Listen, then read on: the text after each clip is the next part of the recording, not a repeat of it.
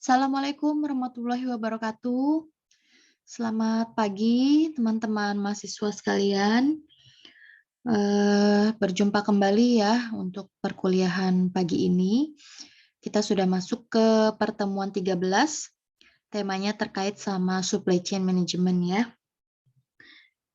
Jadi ini tentang manajemen rantai pasok ya.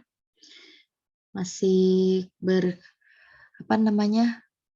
karena ini kegiatan operasional ya, jadi masih berhubungan dengan manufaktur ya, dan kegiatan-kegiatan operasional lainnya. Ya, jadi manajemen rantai pasok ini tidak hanya dianggap sebagai sesuatu yang baru gitu ya bagi perusahaan, apalagi perusahaannya terkait sama manufaktur. Jadi banyak juga perusahaan yang sudah menerapkan si manajemen rantai pasok ini. Jadi tujuannya adalah untuk meningkatkan efisiensi dan efektivitas proses logistik di perusahaan. Manajemen rantai pasok ini adalah merupakan metode yang integratif gitu ya untuk mengelola aliran produk, untuk mengelola informasi dan juga untuk mengelola uang ya secara terintegrasi. Jadi melibatkan pihak-pihak yang mulai dari logistik gitu ya, kemudian sampai dengan sampai dengan dia ke suppliernya, kemudian pabriknya, distributornya, toko sampai retailnya gitu ya. Jadi tidak ada perusahaan yang beroperasi tanpa menggunakan konsep si supply chain ini. Si rantai pasok ini juga berfungsi sebagai pemenuhan kebutuhan tetap maupun tidak tetap. Jadi di mana total biayanya yaitu biaya bahan baku, kemudian ada biaya tambahan, biaya transportasi pengiriman juga ya, kemudian ada biaya apalagi, biaya fasilitas investasi, biaya produksi, baik langsung maupun tidak langsung, kemudian biaya persediaan, dan lain sebagainya yang berkaitan dengan kegiatan proses produksi. Nah, itu diatur dalam konsepsi supply chain management ini. Jadi manajemen rantai pasokan ini berkaitan dengan siklus lengkap bahan baku dari si pemasok ya, dari si pemasok ke produksi, kemudian ke gudang, lalu ke distribusi sampai dia kepada konsumen gitu ya. Banyak juga peluang yang tersedia dalam manajemen rantai pasok ini, tentunya untuk meningkatkan nilai produksi dengan biaya yang rendah gitu ya. Makanya akhir-akhir ini kan kita juga sering mendengar istilah dropship gitu ya. Nah, ini juga merupakan teknik yang sering juga digunakan dalam bidang distribusi gitu. Jadi si dropship ini kan berarti pemasok ini akan langsung mengirim barangnya ini ke konsumen gitu ya. Jadi pemasok bukan lagi ke penjual lalu penjual ke konsumen, tapi lebih sudah ke arah pemasoknya langsung mengirimkan ke konsumen gitu ya. Tujuannya adalah untuk menghemat waktu ya, menghemat biaya pengangkutan juga gitu ya. Jadi memang hal-hal yang biasa dilakukan ini mencakup juga dalam penggunaan kemasan khusus ya, label khusus, dan tentunya ada lokasi tertentu dari label dan kode barang gitu. Kemudian ada bentuk lain yang ditambahkan juga, kayak misalkan ukuran ya, kemudian jumlah unit yang nantinya akan dimasukkan ke dalam pengangkut itu berapa banyak gitu ya. Nah, penghematan yang substansial ini juga dapat diperoleh dari si teknik-teknik semacam dropship tadi gitu ya. Jadi memang ada beberapa teknik-teknik yang memang dapat menguntungkan baik pedagang besar maupun pedagang kecil atau eceran gitu ya. Dan tentunya si dropship ini juga bisa mengurangi kehilangan barang dagang gitu ya. Kemudian bisa mengurangi kerusakan barang atau dicuri gitu ya. Dan yang lebih pentingnya lagi adalah bisa mengurangi biaya penyimpanan gitu ya. Jadi semakin pendek rantai pasokan yang digunakan, maka tentunya akan mempercepat penyampaian barang dari supplier ke produsen dan dari produsen ke konsumen gitu. Sehingga resiko daripada kerusakan barang dan biaya logistik juga bisa dikurangi. Nah, si strategi SCM ini ya, supply chain management ini menjadi sebuah tonggak utama gitu ya, tulang punggung utama lah istilahnya gitu. Dan berperan sangat penting bagi berjalannya si operasional organisasi gitu. Baik itu yang bersifat profit maupun non profit gitu ya. Kemudian si adanya SCM ini juga bisa berperan dalam mendapatkan pihak ketiga gitu. Pihak ketiga ini artinya adalah pemasok atau supplier gitu ya, yang tentunya berkualitas dan mendukung peranan daripada kemajuan organisasi bisnis kita.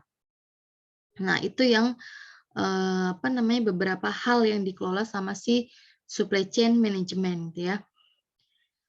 Nah, si istilah supply chain management ini pertama kali dikemukakan oleh si Oliver dan Weber ya pada tahun 1982.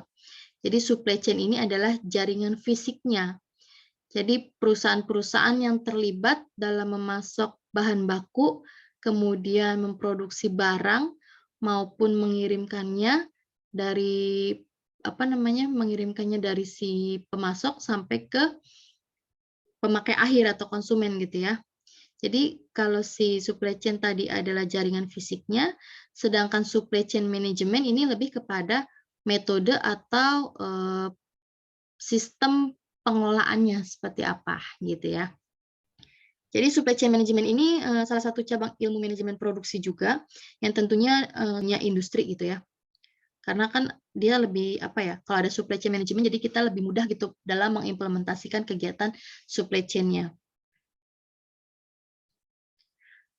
Kemudian ada pengertian terkait sama supply chain atau rantai pasok ya. Jadi manajemen rantai pasokan ini berkaitan dengan siklus lengkap bahan baku dari pemasok ke produksi, kemudian ke gudang, lalu ke distribusi sampai nanti akhirnya ke konsumen.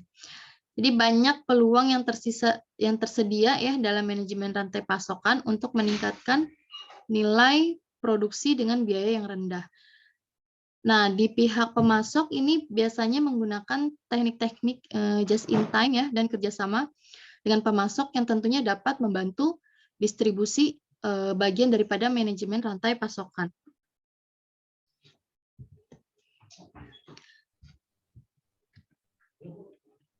Nah, kemudian manajemen rantai pasokan ya, jadi sebuah proses payung di mana produk diciptakan dan disampaikan kepada konsumen dari sudut struktural ya. Manajemen rantai pasokan ini merujuk pada jaringan yang rumit dari hubungan yang mempertahankan organisasi dengan rekan bisnisnya untuk mendapatkan sumber produksi yang kemudian disampaikan kepada konsumen. Itu menurut Kala Kota ya. Kemudian manajemen rantai pasokan adalah koordinasi antara arus bahan atau material, kemudian arus informasi dan arus keuangan di antara perusahaan yang berpartisipasi. Kemudian ada menurut Turban, Rainer, dan Porter ya.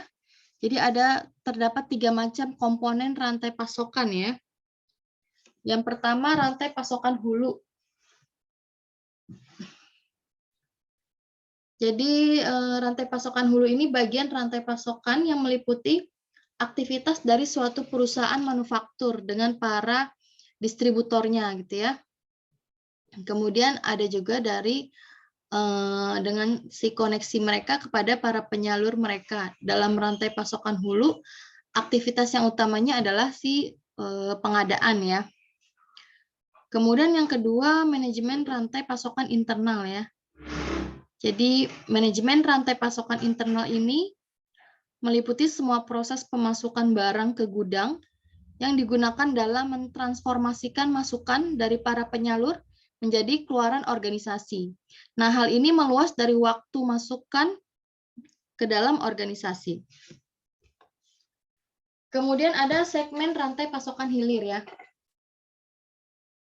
Nah, kalau rantai pasokan hilir ini meliputi semua aktivitas yang melibatkan pengiriman produk kepada pelanggan akhir. Jadi di dalam rantai pasokan hilir, perhatian yang diarahkannya ini lebih kepada distribusi, pergudangan, transportasi, dan layanan pasca penjualan. Kemudian ada menurut Indrajit dan Joko Pranoto ya. Jadi ada beberapa pemain di dalam rantai pasokan.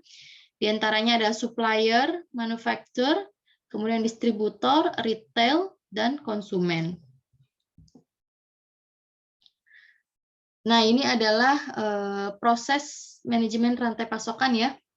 Jadi dibagi menjadi 3 macam tanggung jawab. Yang pertama ada arus material. Jadi kalau arus material ini melibatkan pergerakan produk mentah dari pemasok ke konsumen. Kemudian dari konsumen yang dikembalikan kalau misalkan ada return produk gitu ya, atau layanan daur ulang gitu ya. Kemudian ada arus informasi. Kalau informasi ini berisi tentang prediksi permintaan, informasi perpindahan barang, dan juga pembaruan status barang apakah sudah terkirim atau belum. Kemudian ada arus finansial. Arus finansial ini berisi pembayaran, alur perkreditan, penjadwalan pembayaran, hingga persetujuan kepemilikan. Jadi kalau alur informasi yang akurat dan bergerak dengan mudah ya di antara mata rantai ini ya, maka barangnya ini juga bisa bergerak secara efektif dan efisien. Jadi bisa menjadi faktor kunci keberhasilan juga dalam manajemen rantai pasok. Nah, kemudian seberapa penting jadinya konsep supply chain management bagi bisnis ya? Tentunya ada fungsinya ya, ada fungsi konsep daripada si supply chain management ini. Jadi kalau kita lihat tadi pengertian supply chain ini kan merupakan suatu wadah yang besar gitu ya bagi sistem jaringan sebuah perusahaan industri gitu. Makanya ada beberapa fungsi daripada si konsep SCM ini. Dan tentunya ini berkaitan sama fungsinya manajemen ya, ada planning ya. Jadi merupakan perencanaan terhadap apa yang akan dilakukan untuk mencapai tujuan dari sebuah organisasi. Kemudian ada organize ya. Untuk mencapai sebuah rencana, maka perusahaan perlu mengorganisasi baik secara teknis maupun non-teknis. Kemudian ada staffing atau sumber daya manusia. Karena ini digerakkan oleh rencana, maka perusahaan juga perlu menyusun staf atau SDM sesuai kebutuhan. Kemudian adanya directing ya, dengan adanya staf atau sumber daya manusia ini, perusahaan kemudian memunculkan instruksi-instruksi yang harus dipatuhi oleh staf yang ada, yang pada akhirnya menjadi pewujud rencana suatu perusahaan tersebut. Kemudian ada controlling, pengendalian. Jadi dari instruksi tersebut, maka manajemen perusahaan juga bisa mengontrol dan memastikan bahwa standar operasional dan instruksi yang diarahkan sesuai dengan rencana dan tujuan, sehingga proses produksinya ini bisa berjalan dengan optimal ya. Nah, kemudian kegiatan SCM supply chain management ini juga berkaitan sama yang namanya strategi 6 sumber ya. Yang pertama ada banyak pemasok. Jadi strategi ini adalah satu pemasok melawan pemasok-pemasok lainnya gitu ya. Jadi menempatkan penekanan pada pencapaian permintaan pembeli atau pemasok. Pemasok ini secara agresif bersaing satu sama lain. Jadi pendekatannya ini menyebabkan si pemasok bertanggung jawab untuk mempertahankan teknologi yang dibutuhkan gitu ya. Kemudian keahlian serta kemampuan dalam memproyeksikan terkait sama biaya, kualitas, dan kompetensi yang memang diberikan kepada perusahaan. Jadi ini sifatnya hubungan partner jangka panjang ya. Kemudian ada sedikit pemasok. Kalau strategi sedikit pemasok ini lebih kepada atribut jangka pendek ya. Jadi seperti pengennya tuh biayanya rendah gitu ya. Jadi seorang pembeli lebih baik membentuk hubungan kerja jangka panjang dengan sedikit pemasok yang berdedikasi. Artinya pemasok jangka panjang ini biasanya lebih mengerti tujuan daripada perusahaan ini seperti apa. Kemudian pelanggan akhirnya nanti siapa-siapa saja gitu ya. Jadi menggunakan sedikit pelanggan dapat menciptakan nilai dengan memungkinkan pelanggan mendapat skala ekonomi dan kurva pembelajaran yang memang menghasilkan biaya transaksi yang lebih gitu ya, serta biaya produksi yang lebih rendah. Jadi strategi ini juga mendorong pemasok untuk memberikan inovasi desain dan keahlian teknologinya. Kemudian ada integrasi vertikal ya. Kalau integrasi vertikal ini dapat menawarkan kesempatan strategi Untuk manajer operasi, untuk perusahaan dengan modal, keahlian manajerial, dan permintaan yang diisyaratkan. Jadi ini lebih kepada integrasi vertikal, bisa memberikan kesempatan yang substansial ya, untuk pengurangan biaya gitu ya. Jadi kualitasnya juga yang lebih tinggi gitu. Kemudian ada ketepatan waktu juga dalam pengantaran ya. Nah, itu terkait sama integrasi vertikal. Jadi integrasi vertikal ini terlihat sangat tepat ketika suatu organisasi ini memiliki pangsa pasar yang besar gitu ya, dan keahlian manajemen untuk mengoperasikan vendor yang diakuisisi dengan kesuksesan gitu ya. Jadi ini masih sama ya, terkait sama dia punya pemasok atau supplier gitu ya, vendor. Kemudian ada Ventura bersama ya.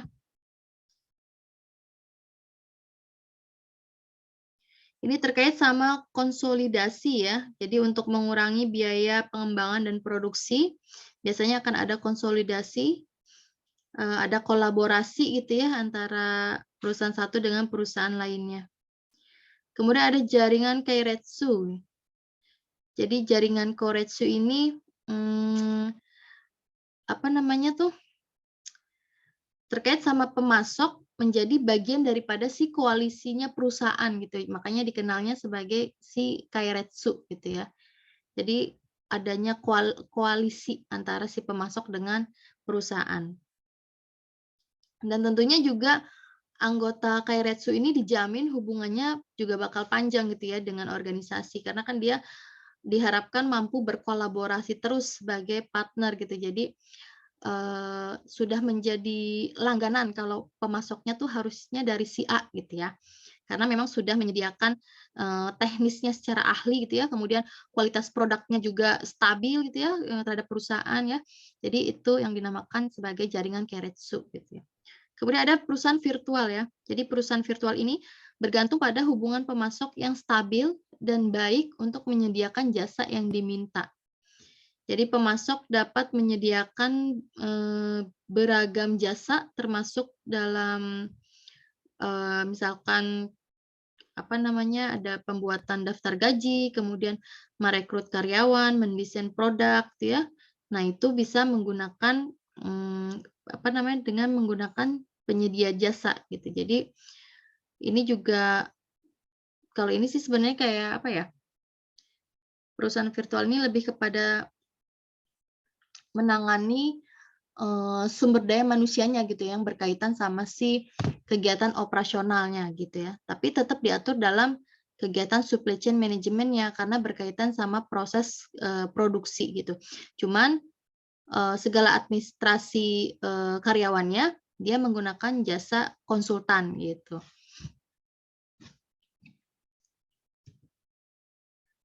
Nah, kemudian ada risiko daripada si rantai pasokan ini ya. Karena si manajemen supply chain ini merupakan sesuatu hal yang penting gitu ya, strategi penting, tentunya juga dalam proses kegiatannya tidak berjalan secara smooth gitu ya. Tentu ada hambatan, ada resiko-risiko yang harus dihadapi gitu ya.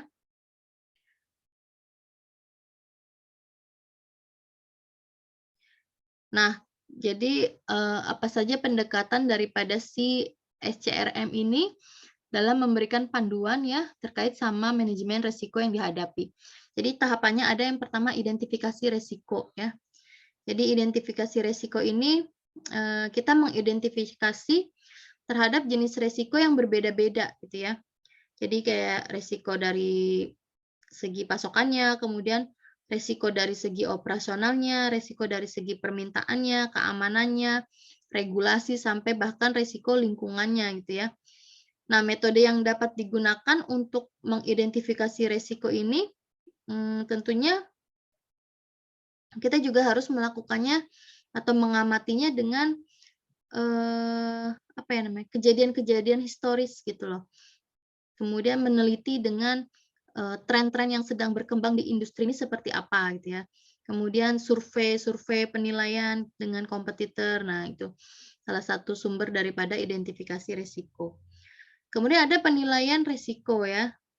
Jadi tahapan ini mencakup aktivitas-aktivitas untuk menilai dan mengevaluasi resiko-resiko. Jadi menyeleksi manajemen strategi risiko, kemudian mendefinisikan rencana risiko, lalu sasarannya adalah memberikan pemahaman kepada manajemen mengenai kemungkinan risiko terbesar itu seperti apa, ya.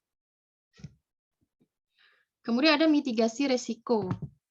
Mitigasi risiko ini mencakup aktivitas untuk mengendalikan dan memantau risiko-risiko. Jadi ini untuk menciptakan mitigasi, kemudian untuk menurunkan dampak risiko, kemudian untuk menurunkan kemungkinan sesuatu hal yang akan terjadi gitu ya.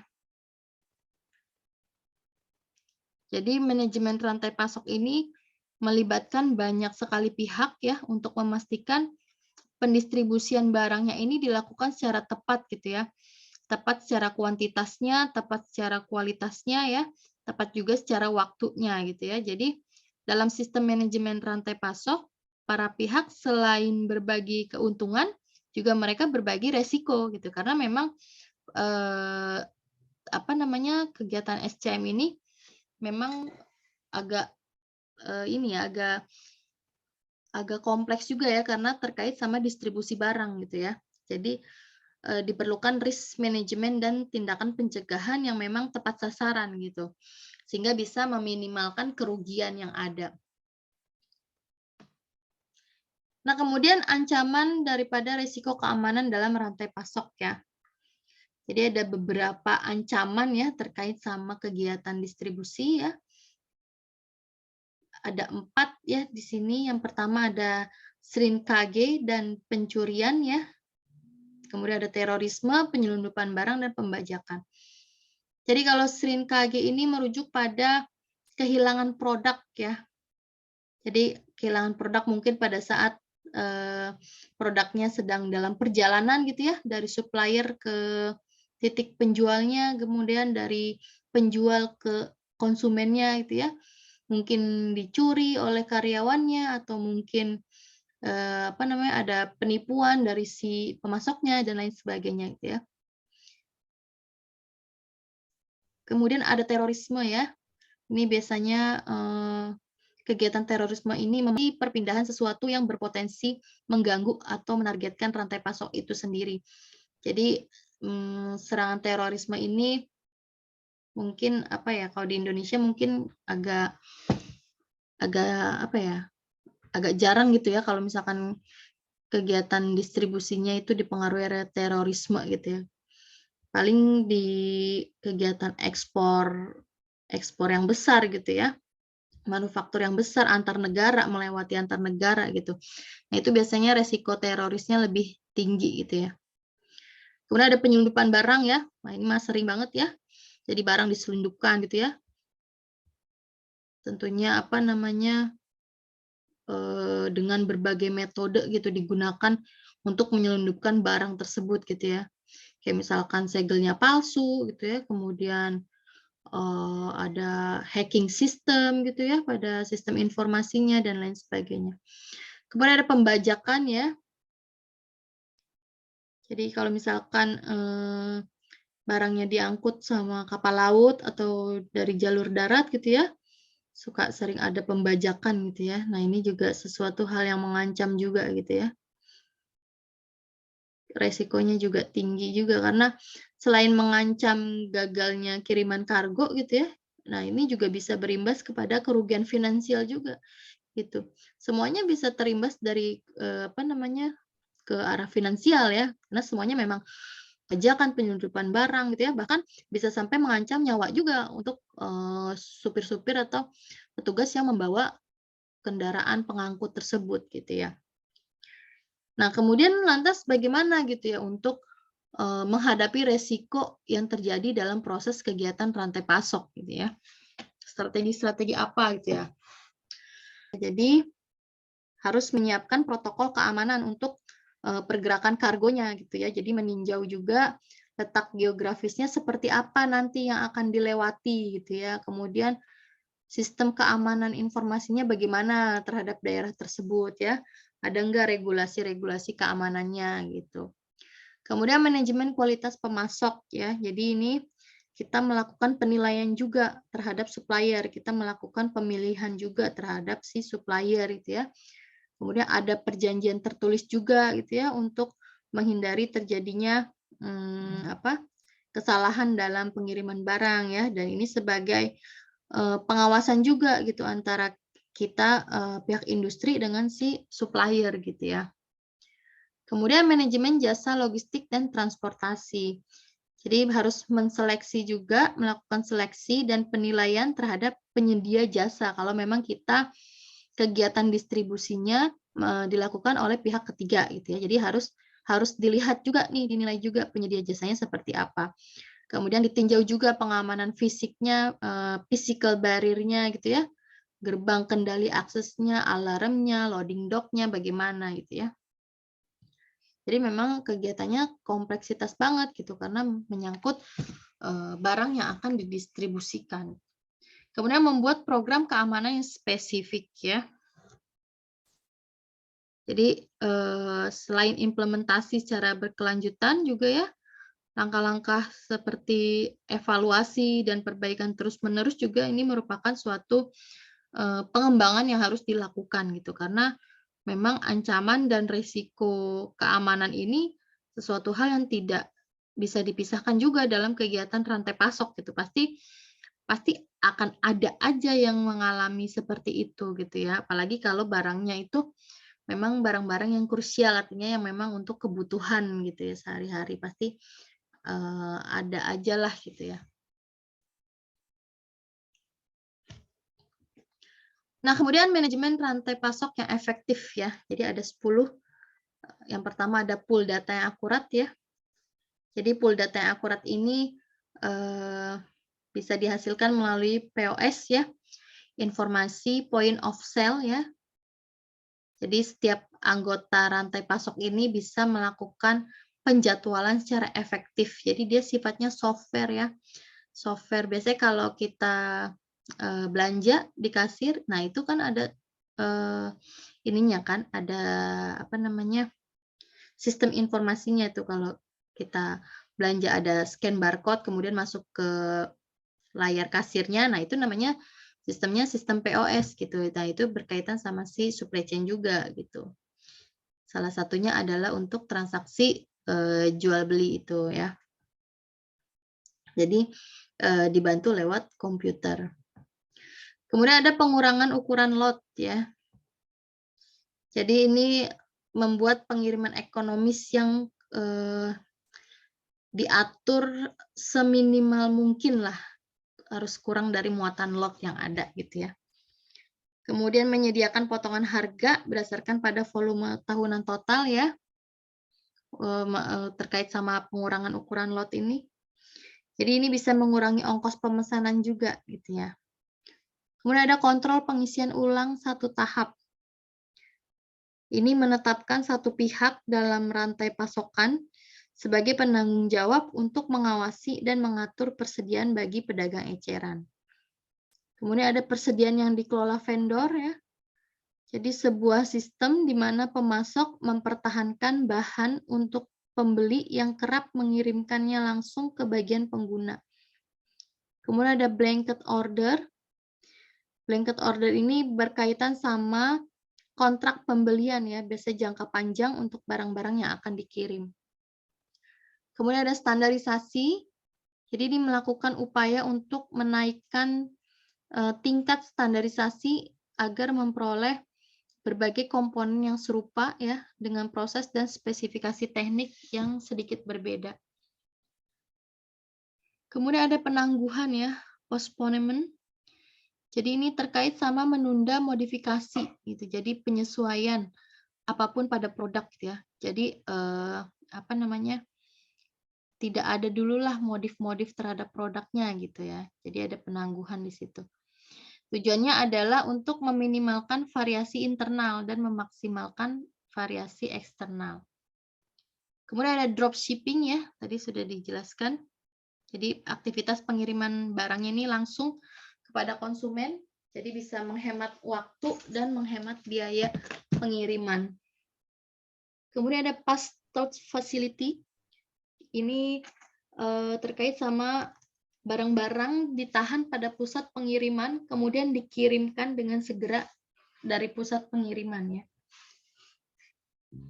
Ini istilah sih sebenarnya.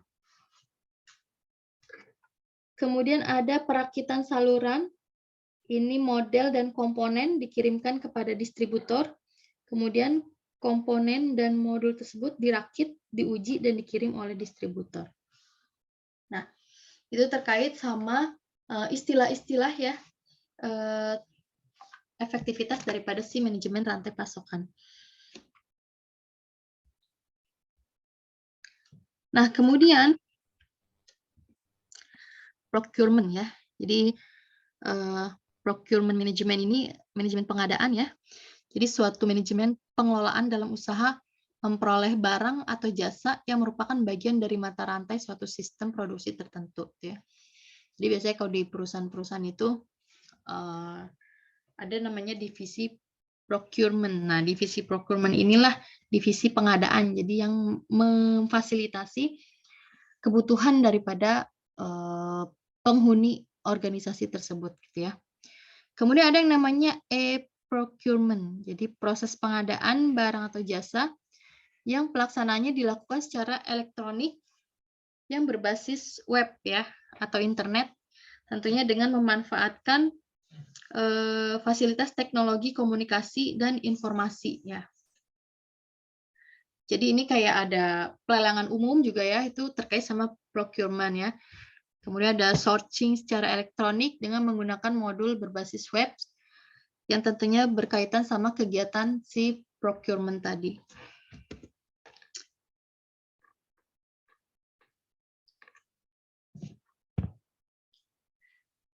Jadi tujuan daripada si procurement management ini adalah untuk memastikan agar proses pengadaannya ini berjalan dengan lancar sehingga si produk dan jasa yang dibutuhkan ini bisa dapat diadakan secara tepat gitu ya, dalam jumlah yang tepat dan tentunya dengan kualitas yang tepat juga. Nah, kemudian ada beberapa tugas daripada procurement ya.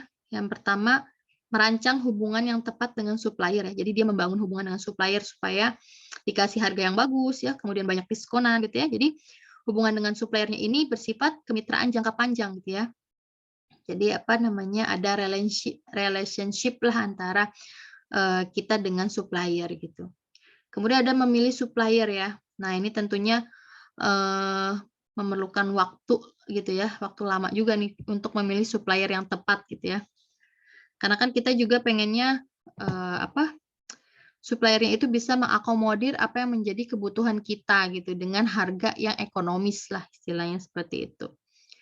Kemudian memilih dan mengimplementasikan teknologi yang cocok gitu ya. Jadi kegiatan pengadaan ini tentunya selalu membutuhkan bantuan teknologi gitu ya. Karena kan apalagi kalau yang kebutuhan organisasinya banyak gitu ya. Jadi nggak bisa dilakukan secara manual. Harus ada sistemnya gitu ya. Kemudian memelihara data item yang dibutuhkan dan data supplier ya. Jadi bagian pengadaan memang harus memiliki data lengkap ya tentang item-item apa sih yang dibutuhkan gitu ya. Kemudian juga harus punya data lengkap juga tentang supplier-suppliernya mereka gitu ya. Kemudian mengevaluasi melakukan proses pembelian. Nah, ini kalau udah ketemu supplier yang cocok, harga cocok, langsung dilakukan proses pembelian. Biasanya pembayarannya juga ada yang dilakukan secara cash, ada juga dilakukan secara termin ya, gitu ya. Biasanya sih kalau suppliernya sudah langganan ya dilakukan secara bertahap gitu ya biasanya. Kemudian ada mengevaluasi kinerja supplier. Nah, ini ya. Jadi ini juga bisa digunakan sebagai masukan juga buat supplier untuk meningkatkan kinerjanya mereka. Jadi kriteria yang digunakan ini si suppliernya ini harus mencerminkan strategi supply chain dan jenis barang yang mau dibeli seperti apa. Kemudian procurement, kemudian ada logistik ya. Nah, ini banyak banget pengertian logistik ya menurut para ahli ya. Jadi nanti bisa dipelajari aja, dibaca ya. Jadi apa namanya, secara umumnya si manajemen logistik ini adalah bagian daripada proses supply chain juga gitu ya, yang tentunya memiliki fungsi penting dalam perencanaan, pelaksanaan, dan pengendalian efektivitas dan efisiensi penyimpanan dan aliran barang, pelayanan, dan informasi hingga ke titik konsumsi untuk memenuhi keperluan konsumen. Nah, kemudian ada beberapa fungsi daripada manajemen logistik ya. Yang pertama adalah fungsi perencanaan dan pemenuhan kebutuhan ya. Jadi apa namanya? Fungsi perencanaan dan pemenuhan kebutuhan logistik ini dia sebagai perancang atau penentu kebutuhan dari setiap organisasi. Kayak misalkan terkait sama analisis produknya yang dipakai mau seperti apa, kemudian ketersediaan dari produk tersebut ya, kemudian skala prioritas pangsa pasarnya bagaimana. Nah, itu terkait sama si perencanaan dan pemenuhan kebutuhan. Kemudian ada fungsi penganggaran. Nah, fungsi ini bertujuan untuk memastikan bahwa keperluan pengadaan barang ini sesuai dengan budget yang perusahaan punya gitu ya. Jadi biaya penganggaran logistiknya ini harus sesuai sama budget ya. Makanya kalau misalkan tidak ada budgetnya tidak boleh melakukan pembelian gitu ya. Harus memang yang benar-benar diperlukan dan memang sudah ada di anggaran. Kemudian ada fungsi pengadaan ya. Fungsi pengadaan ini fokusnya pada pengadaan barang ya. Karena itu kan memang tugasnya logistik gitu ya. Jadi harus adanya kesamaan atau kecocokan anggaran dan produk atau barang yang mau dibeli gitu. Kemudian ada fungsi penyimpanan dan penyaluran ya. Ini proses di mana barang yang telah didapat disimpan ya, disimpan di tempat yang seharusnya.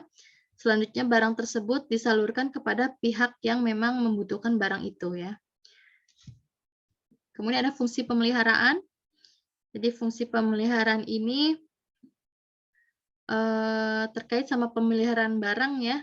Jadi jangan sampai ada barang yang cepat rusak gitu ya, karena udah terlalu lama disimpan ya, tidak diperhatikan jadinya nanti rusak gitu. Bahkan atau kalau barangnya yang untuk makanan atau bisa kadaluarsa atau bisa busuk gitu ya, maka harus diperhatikan. Kemudian ada fungsi penghapusan ya. Jadi ini untuk apa namanya, memisahkan barang yang rusak gitu ya. Jadi untuk memisahkan barang yang rusak, untuk memperbaiki barang yang rusak ya, atau bahkan mengganti barang yang rusak dengan barang yang sesuai. Kemudian ada fungsi pengendalian. Fungsi pengendalian ini lebih kepada memastikan setiap fungsi manajemen logistik ini bisa berjalan sesuai dengan yang diharapkan. Kemudian ada tujuan manajemen logistik ya. Jadi pada dasarnya tujuan umum daripada si kegiatan logistik manajemen ini adalah fokus pada pencapaian tujuan organisasi secara efektif dan efisien ya. Kemudian dia ada punya tujuan khusus ya, tentunya tujuan khususnya adalah untuk tujuan operasional ya, agar si persediaan barangnya ini dapat dilakukan dengan jumlah dan kualitas yang tepat. Kemudian ada tujuan keuangan juga ya, agar si pengeluaran untuk pengadaan barang juga bisa dilakukan secara efisien. Ada tujuan pengamanan. Ini untuk menjaga dan mendukung efisien dan efektivitas dalam upaya pencapaian tujuan organisasi. Kemudian ada manfaat manajemen logistik ya. Di sini ada manfaat persediaan. Jadi dengan adanya logistik manajemen yang baik, maka ketersediaan barang juga bisa dijamin ya. Sehingga kegiatan operasionalnya ini bisa berjalan dengan lancar. Kemudian ada manfaat dari segi transportasi ya. Tentunya kegiatan logistik ini membutuhkan alat transportasi, sehingga kalau organisasinya mempunyai logistik manajemen yang baik, tentu bisa memastikan ketersediaan transportasi untuk distribusi barang tersebut. Lalu ada fasilitas selain alat transportasi. Jadi ada berbagai fasilitas logistik yang dibutuhkan agar kegiatan logistiknya ini bisa berjalan dengan baik ya. Jadi dengan adanya logistik manajemen, maka si organisasi juga bisa mengetahui nih fasilitas apa yang dibutuhkan untuk mendukung kegiatan logistik tadi. Kemudian ada dari segi layanan ya, tentunya memberikan layanan yang baik pada pelanggan ya. Kemudian ada manajemen dan administrasi. Jadi setiap proses manajemennya ini selalu didukung oleh kegiatan administrasi yang baik ya, pencatatannya yang baik gitu ya, sehingga ketika digunakan tuh dapat dengan mudah gitu ya, dapat dengan mudah untuk bisa diperlukan gitu. Kemudian ada inbound transportasi ya. Jadi ini kegiatannya bertujuan untuk menangani distribusi barang dan bahan baku dari supplier ke perusahaan. Kemudian ada outbound transportasi. Kegiatan ini menangani distribusi dari perusahaan ke konsumen dan memastikan pengantaran barang dapat berjalan dengan baik. Kemudian ada pemecahan masalah. Ini terkait dengan manajemen logistik yang baik, tentunya akan bisa menghadapi dan mengantisipasi setiap permasalahan yang ada. Kemudian ada informasi kepada konsumen ya. Jadi ini pada umumnya konsumen melakukan tracking juga ya terhadap pengiriman barang yang dipesan sudah sampai mana gitu ya. Nah, itu kita sebagai perusahaan yang memiliki manajemen logistik itu bisa tuh menyediakan sistem informasi tersebut buat konsumen gitu, tracking barangnya sudah di mana posisinya gitu. Kemudian kepercayaan dari konsumen ya, tentunya kita juga harus memberikan pelayanan terbaik ya, memberikan informasi yang tepat dan benar kepada konsumen sehingga konsumen merasa puas gitu ya, bisa percaya dengan menggunakan produk kita lagi. Itu terkait sama manfaat manajemen logistik. Kemudian ada mengukur kinerja rantai pasokan ya. Jadi karena kinerja supply chain ini merupakan aktivitas yang aktivitas yang selalu ada gitu ya, continue gitu ya, dan ini juga tentunya sesuatu yang kompleks gitu ya, dan terkait sama barang juga ya, jadi banyak banget hal-hal yang harus diperhatikan. Nah, makanya setiap proses kegiatannya itu juga harus kita evaluasi gitu ya kinerjanya. Nah, mengukurnya dengan cara apa? Yang pertama tentu dengan sumber daya manusia ya. Jadi tidak hanya terkait sumber daya manusia aja, tapi sumber daya yang digunakan pada proses kegiatan operasionalnya perusahaan gitu ya, atau dalam proses kegiatan produksi gitu. Jadi supaya apa? Supaya bisa meningkatkan mencapai tingkat efisien gitu ya. Kemudian tadi terkait sama sumber daya itu tadi tidak hanya sumber daya manusia, tapi juga ada sumber daya dari segi biaya ya, kemudian dari segi barang, inventory dan lain sebagainya. Kemudian ada keluaran ya. Jadi tujuannya adalah untuk mencapai tingkat kepuasan pelanggan yang setinggi-tingginya gitu ya keluarannya. Output-nya pengennya itu. Output-nya pengennya konsumen puas gitu dengan pelayanan yang kita berikan. Kemudian fleksibilitas ya. Jadi tujuan daripada fleksibilitas adalah menciptakan kemampuan yang tinggi dalam merespon perubahan yang terjadi di lingkungan sekitar gitu ya. Jadi bentuk nyata yang dapat diukur dalam si fleksibilitas ini adalah pengurangan jumlah back order gitu ya, pengurangan jumlah lost sale gitu. Jadi kemampuan meresponnya terkait sama permintaan yang bervariasi itu bisa dilakukan dengan tepat gitu ya. Nah, itu terkait sama kriteria dalam mengukur kinerja rantai pasokan. Tentunya mengukur kinerja pasokan juga mempunyai tujuan ya. Tujuannya adalah untuk menciptakan proses delivery secara fisik ya. Barang mengalir dengan lancar, inventorinya juga tidak terlalu tinggi gitu ya, artinya semuanya bisa terkendali. Kemudian melakukan streamlining information flow ya. Kemudian cash flow-nya juga baik ya pada setiap channel dari supply chain ya. Jadi menurut Hanfield dan Nichols, sistem pengukuran kinerja supply chain yang efektif tentunya dapat memberikan dasar untuk memahami sistem, mempengaruhi perilaku seluruh sistem, memberikan informasi mengenai hasil kerja sistem kepada setiap unit baik yang terlibat maupun yang tidak terlibat secara langsung di dalam supply chain ya kan. Jadi kegiatan supply chain management ini memang semuanya terkoneksi dengan penggunaan teknologi informasi gitu ya. Karena kan ini dari hulu ke hilir gitu ya. Jadi artinya memang semuanya terkonsep dengan baik gitu ya, saling terintegrasi. Makanya sistemnya juga harus jalan, sistemnya juga harus saling berhubungan ya antara unit-unit yang memang saling terkoordinasi itu ya, supaya tidak ada miss gitu. Karena ini kan berkaitannya sama